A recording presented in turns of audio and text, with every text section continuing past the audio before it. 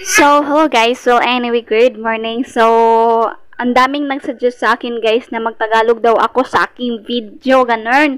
So, ayun. So, mahirapan tayo sa kalisa dito. Charot. So, kasi hindi ako pure Tagalog. So, taga Cebu ako at sige, try natin magtagalog.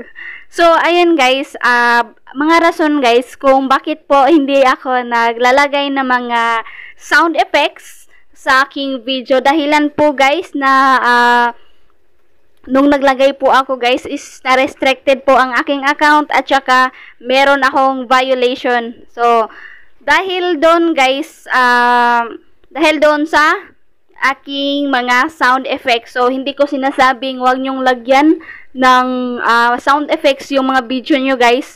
So, dapat lang kasi mag-ingat po tayo sa ating mga nilalagay na mga sound effects sa ating video, okay? So, kung lalagyan nyo guys ng mga sound effects, make sure na hindi po yun copyright, okay? So, yan lang po guys. Yan lang yung simpleng explanation. Charot. Yan. So, that's for today's video guys. I hope nagkaintindihan na tayo ngayon. Okay?